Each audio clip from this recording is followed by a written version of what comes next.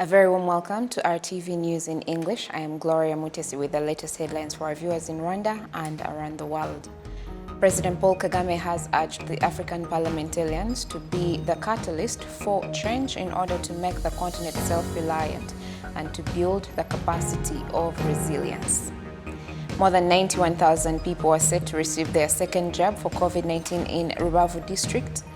And beyond Rwanda's borders, Europe is now the epicenter of the coronavirus pandemic, with countries seeing record high case counts and shortages of intensive care beds.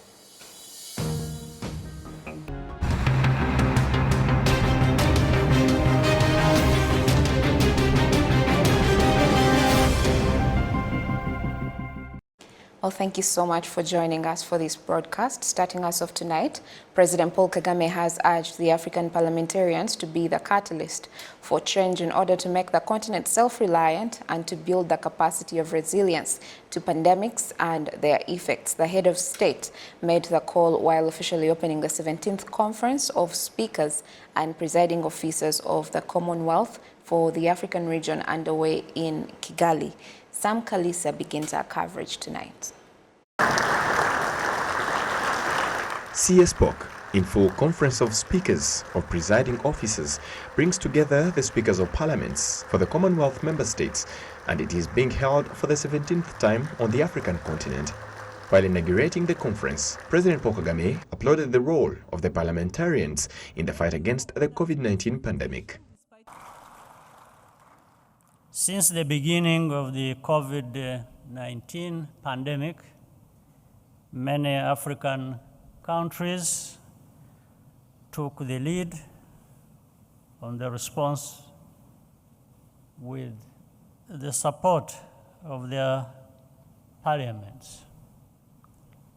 Across the continent, parliamentarians have raised resources, awareness, and provided support for pandemic response, among other essential functions. I'd like to take this opportunity to commend you for playing your part.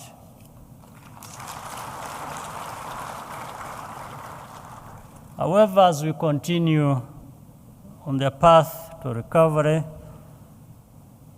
parliaments still need to be at the forefront of building Africa's resilience against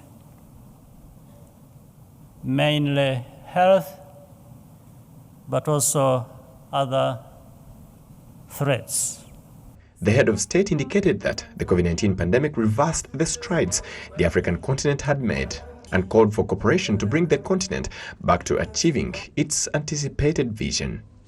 First, I advise all national parliaments to ratify the African Medicines Agency Treaty, which has now entered into force.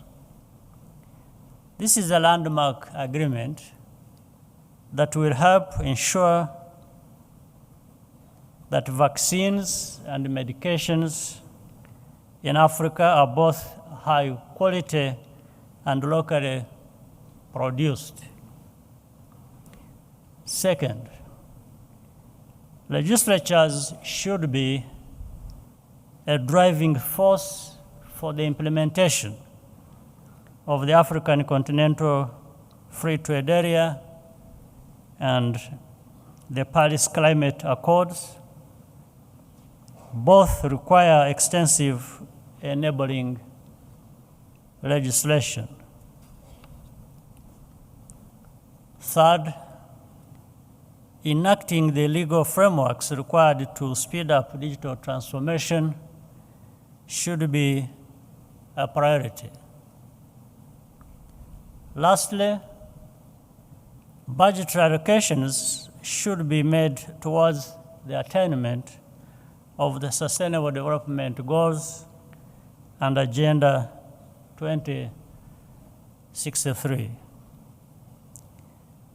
This is particularly the case in the health sector, where there is still too much dependence on external financing. CSPOC members also thanked President Paul Kagame for the good governance that made Rwanda an exemplary nation, according to Justin Muturi, Speaker of the Kenyan Parliament. We applaud you, Your Excellency, for your transformative leadership, which has realized strides in political, economic, and social development for the people of Rwanda and the region at large. We associate ourselves with your deep commitment to promoting women empowerment and environmental awareness, which has made Rwanda one of the outstanding countries in our continent. The Speaker of the Chamber of Deputies, Donatil Mukabadisa, who is currently chairing the CSPOC in Africa, described the meeting as an important platform for African parliamentarians. Gatherings such as this conference are indeed an invaluable opportunity to come together as speakers, presiding officers, and members of parliament, representatives of the people, to discuss, exchange, and share best practices on how to challenge ourselves, to respond to our people's expectation, to provoke a new thinking in order to be at the head of socioeconomic transformation. Sing aloud for justice and development and hold the lights of all. The 4-day conference is being held under the theme African Parliaments in the 21st Century. It is being attended by more than 120 delegates from 18 CSPOC member states on the African continent. Sam Kalisa, Rwanda Television News. Many thanks, Sam Kalisa. The Prime Minister, Dr. Edward Njirene, received in his office today the World Bank representative for Rwanda, Kenya, Uganda, and Somalia, Keith Hansen. The bank's representative commended the way Rwanda combated the COVID-19 pandemic and the country's economic recovery. He added that the World Bank will continue to support Rwanda's development activities in various sectors, including agriculture and education. We had an excellent conversation about Rwanda's strong response to the COVID crisis and how it can now begin to move back to the strong growth and development path that it was on before COVID struck. To continue supporting the country on the various investments and transformation that it is trying to do in a whole range of areas. The path that it was on before COVID was a very strong one, and one that was geared toward preparing for the future. COVID delivered a shock. The country responded well to that shock, and we are hopeful now that as vaccination rates continue to grow dramatically, that the country can now move beyond that and get back mostly onto that path, as well as looking at some new opportunities now and a few of the lessons of COVID. The Rwandan Minister of Finance and Economic Planning, Dr. Uziel Ndagijimana, says the World Bank is one of the key partners in the country's development. We have good relations, and we've had them for years. The World Bank is a key developmental partner for Rwanda. We've worked together in various development projects such as infrastructure, the education sector, programs to improve the livelihoods of Rwandans, programs on fighting malnutrition, and we are currently working together in other programs as well. They are among our most important development partners.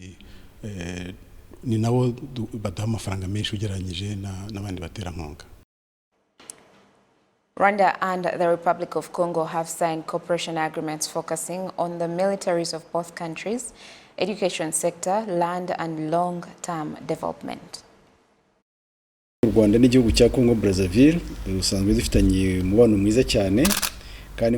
Rwanda and Congo Brazzaville enjoy good bilateral relations, and as is the norm between countries with such relations, frequent visits are held to assess and reaffirm that cooperation and take measures to develop it further.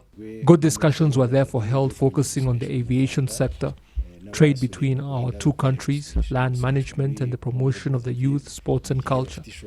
New agreements were also signed to further boost that cooperation in the military, in the education sector at the university level, land management and afforestation, long-term development and taxation, so that nationals of both countries are not taxed twice while investing in the two.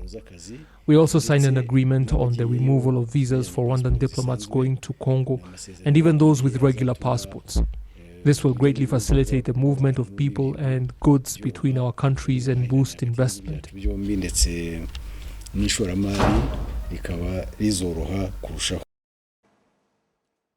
Moving on, the Chinese government has handed over to Rwanda the complete IPRC Musanze school buildings. Students at this school say that these buildings are a game changer as they will solve the various challenges that they were facing in their studies. Let's now hear from Jane Mutoni. Some of these students shared some of the challenges of which they do face. The major challenge that we were facing was the shortage of classes, or classes being small compared to the number of students. The new building has a very nice workshop with many equipment because we had been facing a problem of lack of equipment. The school currently has a capacity of more than 1,200 students with a target of 2,500 students by 2024. The complete building consists of classrooms, laboratories, dormitories, the administration offices, a refectory, a place where the students perform practicals from what they have been taught. This will help in increasing programs that are offered from 7 to 12. Chinese ambassador to Rwanda, Rao Hongwei, says that every step that is being taken is established or built on the good relations between both countries. This follows the visit of President Paul Kagame to China in 2017, and in the following year, 2018, his Chinese counterpart, Xi Jinping, also visited Rwanda. Ambassador Rao Hongwei emphasizes that education is the real source of development, the main reason for which comes to the forefront of bilateral relations. Our two countries have lots in common. We both attach great importance to education as well as human resources. We all hold that the quality of talent determines a nation's development and progress. I remember President Paul Kagame once said that education is about dignity and is the key to Rwanda's future. And I couldn't agree more. That's why education has always been one of the priority areas for our bilateral cooperation. The Minister of State in charge of ICT and TVET, Irere Claudette, commends the Chinese government for its significant contribution and support to Rwandan education. She also stressed on the need to focus on vocational and technical education. It's about time Rwandans start to view vocational and technical education as a way to earn skills that can get you a job easily. Secondly, people that take these courses are smart and capable people.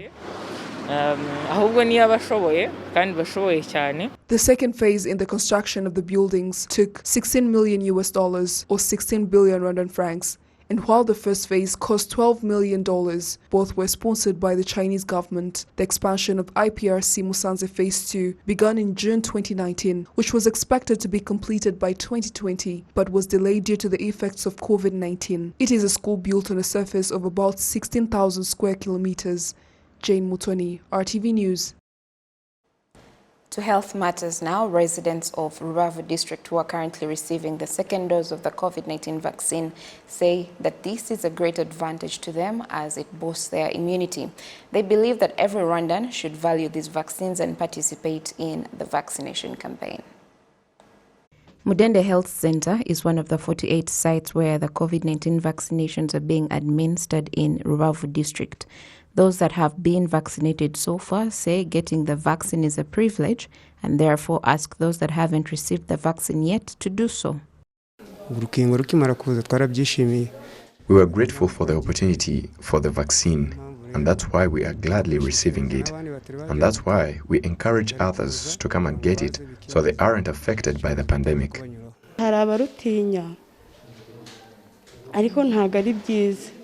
Perhaps there are those that fear to get the vaccine, but we encourage them that there's nothing to fear at all.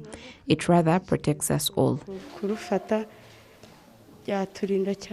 Officials at Mudende and Murara health centers say they are still urging the public to get their second jab for COVID-19 because just one dose is not enough. They also continue to urge people to not become complacent when it comes to COVID-19 prevention regulations. We ask residents to actively participate in getting the second jab of the COVID-19 vaccine. Because one jab is not enough, they ought to get both doses. Being vaccinated is one thing, and getting infected is another. A person who gets vaccinated but gets the virus is not as severely affected as someone who didn't get vaccinated at all. So we call upon them to get all doses and keep up with the rest of the measures to prevent the COVID-19. A total of 30,000 vaccines were received in Rubavu district and are now being administered to the more than 91,000 people that had received their first COVID-19 dose. Now, customers of various financial institutions expressed concerns over delays in updating the list of debtors after they have paid back their bank loans. TransUnion Rwanda says it's going to find a solution to the problem. Let's now hear from Innocent Mugabo. Munyaneza Vital, we found him at the headquarters of TransUnion Rwanda, also known as CRB. He came to inquire why his mother was still on the list of debtors over a loan she paid, which also makes her ineligible to ask for a loan in any other financial institution. They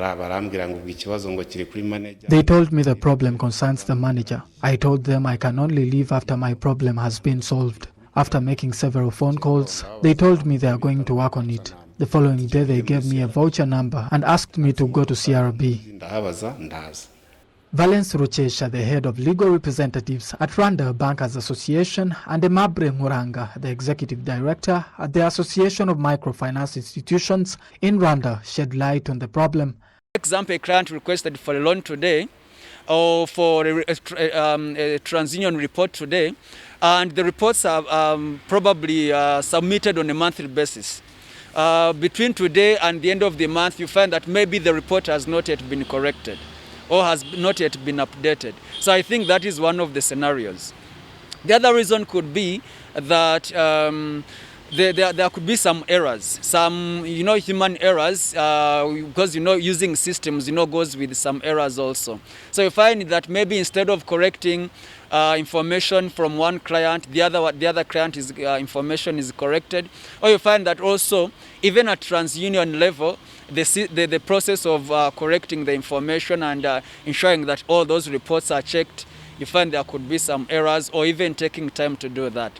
Otherwise, I think it's much better every other day as we get used to these systems and also improve the banking business in general. But we still see some bank staff or some staff of the financial institutions who do not update on time information of the clients, and you find the clients who has completely paid up their loan, but their status is not updated, and whenever they go back to the bank to apply for another loan or to apply for another service, they tell them that they still owe some money while they have already paid. So it's a challenge. We keep engaging those concerned staff.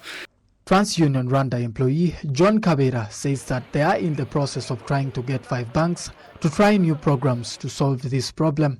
But we have a program of connecting all banks on API so that they can report on a daily basis. That if you pay today and you want your information to be updated, at the end of the day, the systems will communicate, TransUnion systems and bank systems, and then your data will be updated in 24 hours. Banks that have already started, that are already connected with us, and we are in the process. Some others are in the testing phase, and others are in the in the integration phase. So very soon, like in the first quarter of 2022, will all be connected on APIs, and there will be no more problems where you find a client does not agree with the information contained on his report. The new program comes finding one recently launched, which enables one to see their debt status and apply for a certificate of completion without having to travel. For some customers, this is good news. This was a big challenge since it also involved spending a lot of time and money in transport as you follow up on your debt status.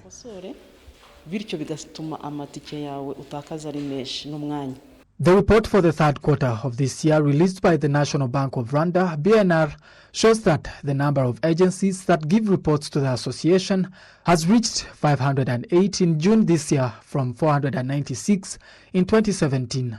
The National Bank of Rwanda also estimates that the number of requests for information has reached 177,818 from 41,675 in June 2017. The National Bank of Rwanda report continues to show that the number of people and institutions registered as of June 2021 have reached over 2.4 million out of 1.3 million. Innocent Mugabo, RTV News. Thank you, Innocent Mugabo, for that report. To judicial matters now, prosecutors at the Military High Court have asked for different sentencing for 38 individuals that were once part of the P5 and RUD groups that are accused of attempting to destabilize Rwanda's security. Stationary with the details. The 38 include Rwandan, Burundian and Ugandan nationals and face the serious charges of forming and joining illegal groups, forging relations with foreign governments with the intent of triggering war, forming and joining a terrorist group, attempting to harm government officials, terrorism, murder, conspiracy in armed robbery and assault. Prosecutors have asked the court to sentence the defendants to prison sentences ranging from 10, 20 and 25 years behind bars and even life in prison because of the seriousness of the crimes they are accused of. The defense team and their clients refute the charge of forging relations with foreign governments with the intent of starting a war and have asked for leniency, arguing that the accused were forced to join the P5 and RUD groups in the forests of the eastern DRC and that it was never their intent to do so in the beginning. While in the groups, the former fighters engaged in clashes with FARDC, the armed forces of the DRC, resulting in their capture. Some members of the accused even participated in the attacks in Kinigi of Musanze district here in Rwanda back in October 2019. The trial will continue on Thursday with people claiming compensation taking the stand. Week-long activities have begun in Kigali with 10 African countries showcasing different tourism attractions. This is being seen as an important opportunity for Rwanda's tourism sector.